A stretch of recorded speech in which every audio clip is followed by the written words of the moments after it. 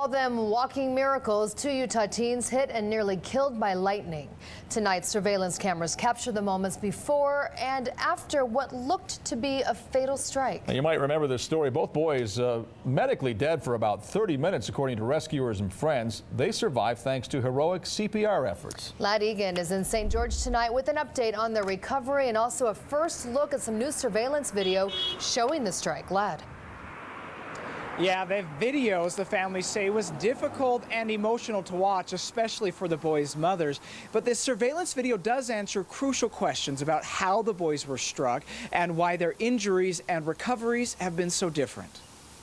The smell was horrible. It was burning flesh. Colleen Talley remembers the first glimpse in the emergency room. His body's cooking from the inside out. She was told to prepare for the worst. It's not good, Colleen.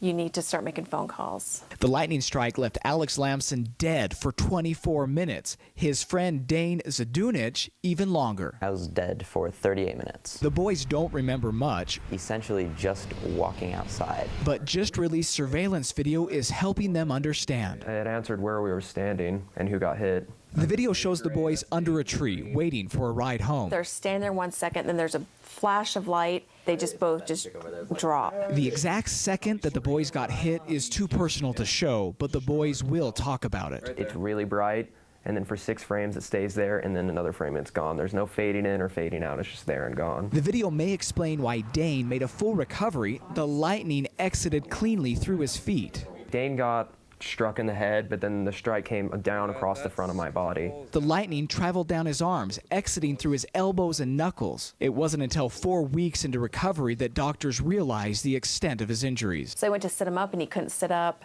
He couldn't do anything. He couldn't stand up. A year and a half later, and Alex accepts that his hands may never work the same. This ring finger, I don't know why, but it works really well. After the strike, the video shows nearby students screaming for help. It then shows history teacher Ron Hansen rushing to the boys' side. Flat on their backs, smoking, sizzling, literally. Afraid of another strike, Hansen and other faculty quickly took the boys inside. The minute we got into the band room, and I mean, I got him laid down, I gave him another breath, and Paul was on top of him, boom, boom, boom, boom. CPR continued with the paramedics long past what is normal, and doctors say it preserved the boys' brain function. I don't know why they didn't give up. I'm obviously glad they didn't.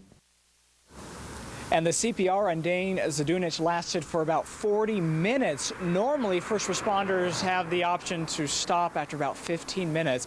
And that's why Mark and Shauna, the families of Alex and Dane, have focused their efforts on CPR education, hoping that others will learn how to respond in those first crucial moments. Live in St. George, now back to you. Oh, what an incredible story. So glad they're doing well. Lad, thank you.